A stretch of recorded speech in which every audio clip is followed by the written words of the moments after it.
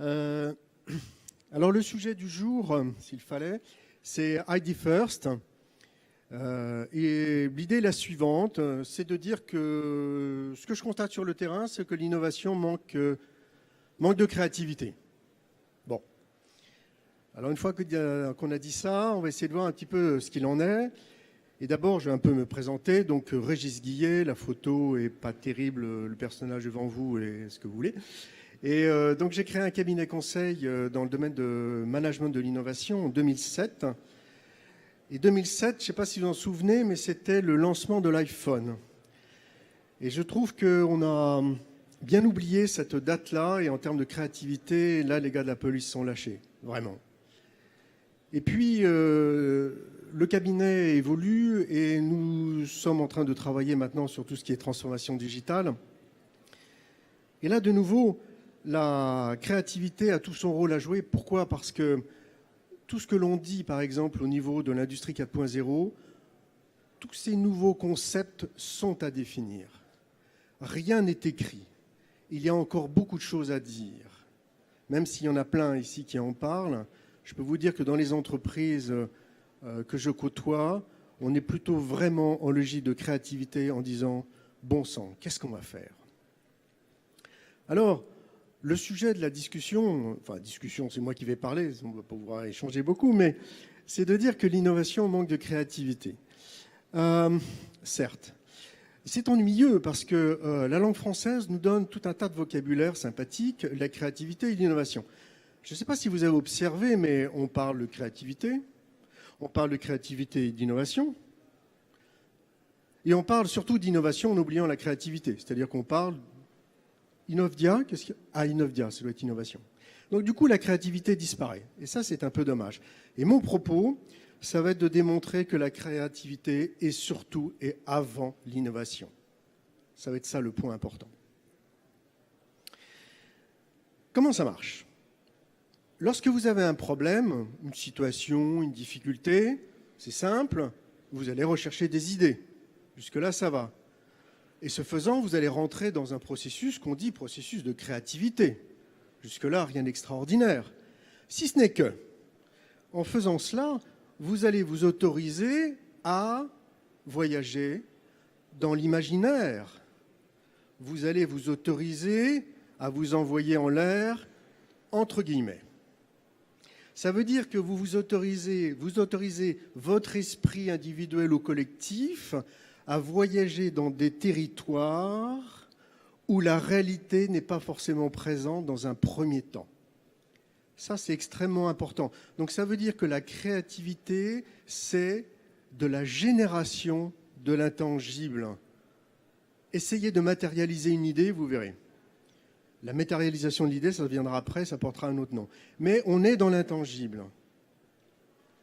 Et une fois qu'on est satisfait de la production des idées qu'on a eues, à ce moment-là, on passe dans un processus qu'on appelle d'innovation, qui, lui, va vous ramener très sérieusement à la réalité pour transformer votre idée en un produit tangible, etc. Donc on pourrait dire que la créativité produit du rêve et l'innovation traduit ce rêve en réalité. Maintenant, prenons le problème dans l'autre sens. Vous avez une innovation, vous cherchez une innovation, et par principe, l'innovation, elle va apporter quelque chose de nouveau. Sinon, ça ne s'appelle pas une innovation. Vous allez confronter un problème, ce problème est difficile, parce que s'il ne l'était pas, vous avez tout un tas de solutions existantes, des méthodes qui vous permettraient de le résoudre facilement. Donc l'innovation est à la recherche de solutions d'un problème qui n'est pas simple. Et là, vous allez chercher des idées. Mais ces idées doivent être particulières. Elles doivent être nouvelles. Et là,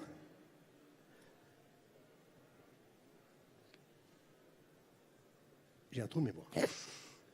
Et là, la créativité, dans cette logique, plutôt la qualité, vous allez vous apercevoir que de la production des idées que vous allez avoir va dépendre de la qualité de votre innovation, ou dit autrement, la puissance de votre innovation va dépendre de la force de vos idées.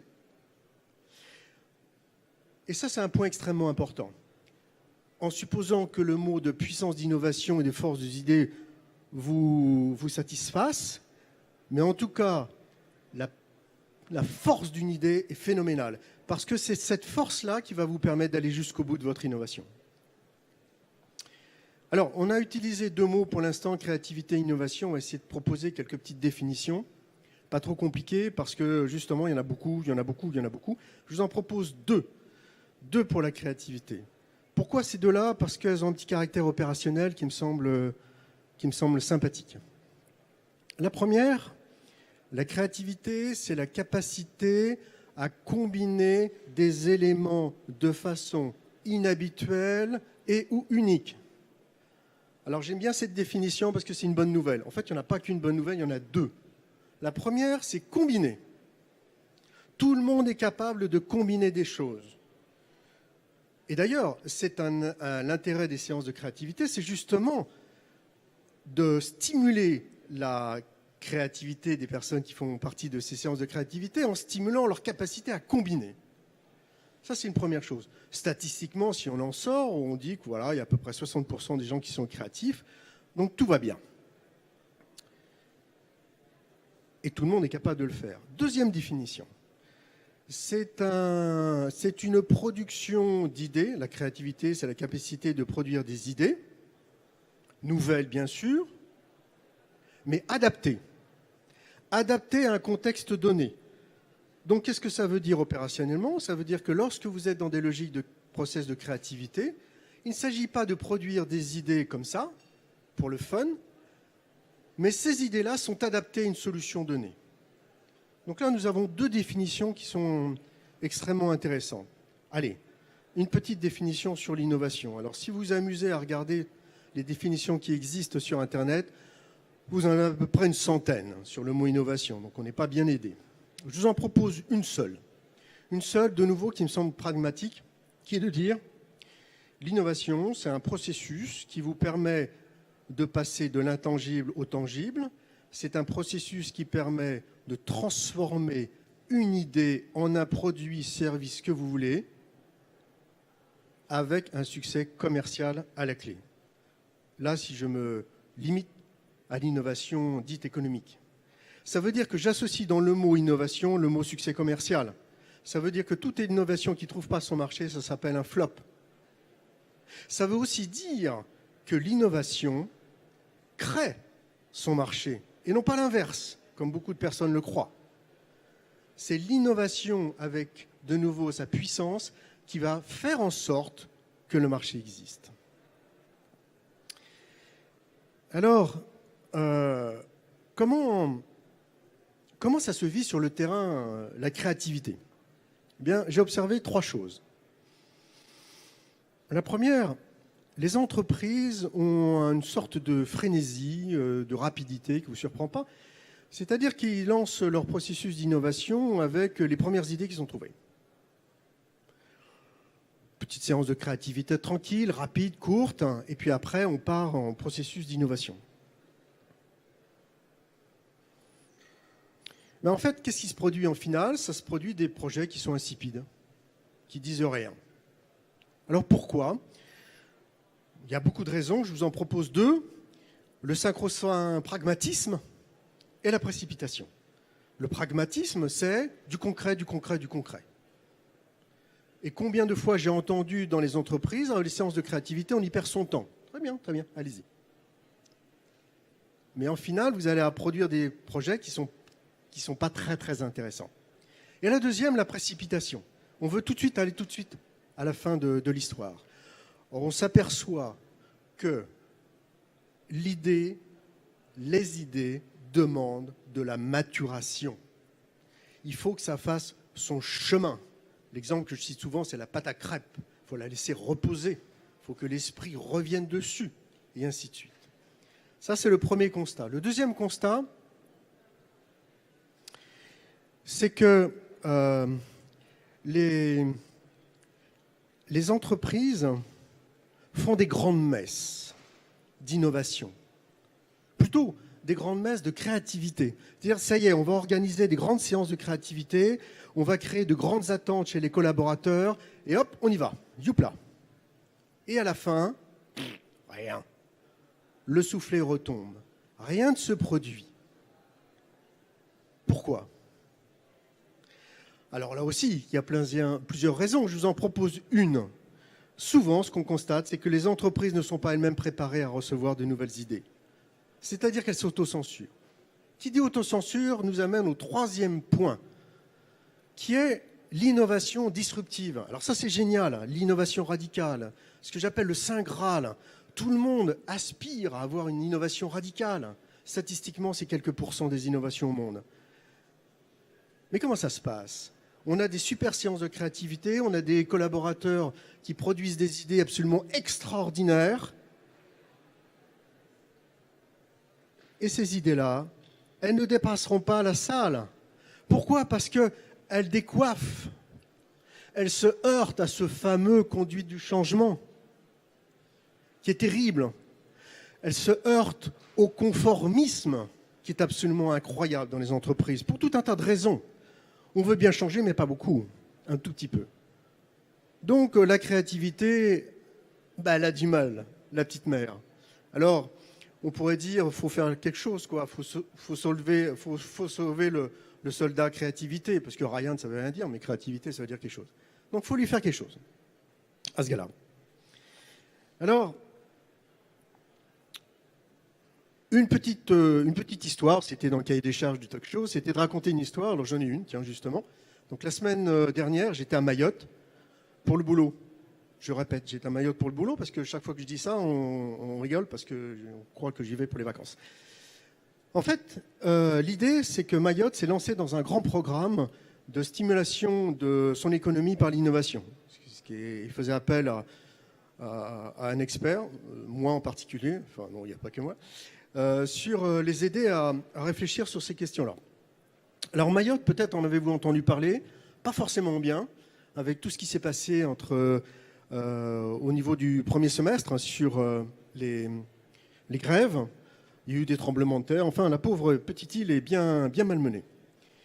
Alors, ce qui est intéressant à observer quand même, c'est que en 2011, l'île Mayotte est devenue un département, 97 600. En 2014, elle a acquis le statut de région ultra-périphérique. En langage joli, ça fait une RUP. Ça veut dire que, étant une RUP, alors elle fait partie de l'Union européenne. 2014. C'est neuf.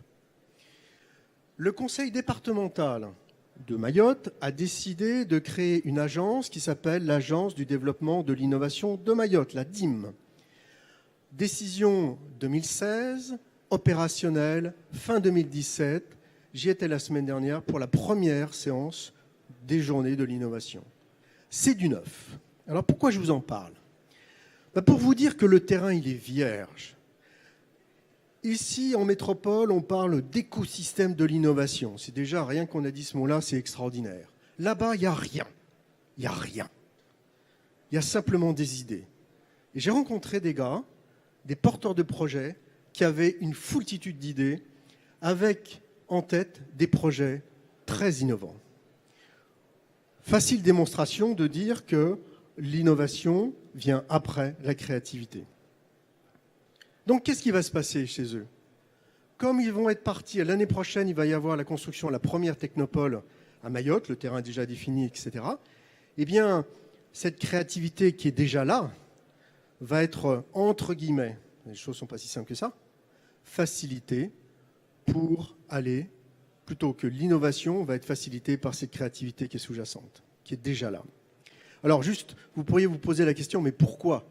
Eh bien, en fait, pour ceux qui sont familiers avec l'innovation frugale, sachez que Mayotte, c'est un territoire où il y a plus de contraintes que de choses faciles. À un moment donné, je leur ai dit, mais en fait, vous devriez prendre un carnet et noter les choses qui sont faciles, parce que j'en vois pas beaucoup pour l'instant. Donc, il y a des pièges partout. Simplement, ça stimule la créativité. Donc ça, c'est plutôt sympathique. Alors, c'est bien joli de dire ça, que l'innovation manque de créativité. Je vous propose deux choses. Deux choses pour essayer de rattraper le coup. La première, c'est prenez le temps d'être créatif. Et la deuxième, testez vos idées. Prenez le temps d'être créatif. Et là, avec deux approches. La première, c'est une action de type management. Imaginez vos collaborateurs qui sont les pieds dans l'opérationnel. Et encore, j'ai les pieds, c'est jusqu'au cou pour pas dire autre chose. Vous les mettez de la seconde à la suivante dans des séances de créativité où là, il faut qu'ils passent du réel à l'imaginaire. Vous imaginez bien que ça ne va pas être facile. Donc ça veut dire qu'en termes de management, il y a de l'accompagnement, il y a de l'éducation, il y a on y va, on essaye, on s'entraîne. Et on organise les séances de créativité d'une certaine façon pour aller progressivement des idées bateaux à des idées de plus en plus pertinentes. Ça, c'est un premier point. Deuxième point, la connaissance. Vous avez une relation directe entre la connaissance et la créativité, entre la connaissance et la capacité à créer de nouveaux concepts. Faisons, je n'ai pas trop le temps, je me dépêche, mais faisons un petit test très simple. Vous prenez deux groupes de personnes à peu près identiques, peut-être, et dans un premier groupe, avec un premier groupe, vous faites une séance de brainstorming, 1 heure. Vous récupérez les informations. Vous prenez l'autre groupe, il n'y a pas de connexion entre les deux groupes. Vous leur dites, avant d'engager la séance de créativité, vous allez travailler sur le sujet de façon individuelle, la problématique ayant été définie préalablement. Comment réfléchissez à ce que vous pensez sur ce sujet-là, sur cette problématique-là, renseignez-vous, allez sur Internet, etc. Et une fois que ces gens-là se sont un peu préparés, vous lancez la séance de créativité d'1 heure, toujours pareil. Et vous verrez le résultat. En fait, je ne veux pas vous le dire, faites-le. Et puis, je vais vous laisser mon numéro de téléphone et vous me direz ce qu'il en est exactement. Alors, je vois que le temps passe. La deuxième idée, c'est tester les idées. Tester les idées, c'est redécouvrir l'art du bidouillage, l'art de la maquette, l'art du prototype. Alors peut-être que vous avez tous en tête les Fab Labs, etc., mais je pense qu'on peut aller encore plus loin. En tout cas, il s'agit de passer au stade expérimental et que ce stade expérimental fasse voir les idées des collaborateurs. C'est-à-dire qu'il y a un caractère démonstratif. Tout ceci pour rentrer dans un cercle vicieux, dans un cercle vertueux. Alors, faut bien conclure, on pourrait en dire des choses fantastiques de tout cela, mais je pense que l'innovation, plutôt la créativité, est une source de plaisir. Et Einstein a dit, sortons-le, parce qu'il est toujours là, le gars, Einstein, il a dit, la créativité, c'est le plaisir de l'intelligence. Le gars, il a dit. C'est très fort, ça. Ça veut dire qu'il faut se faire plaisir en étant créatif. Et puis Einstein, il en a dit autre chose. Il a dit la créativité est contagieuse. Ah, quel bonheur. Alors soyez contaminés. Et contaminez les autres. Et puis, en conclusion, je vous propose cette slide-là, qui est les 40 façons de rester créatif. Alors, je vous laisse découvrir. Il y en a qui sont rigolotes. Et pour le fun, je vous laisse apprécier le 30. Merci.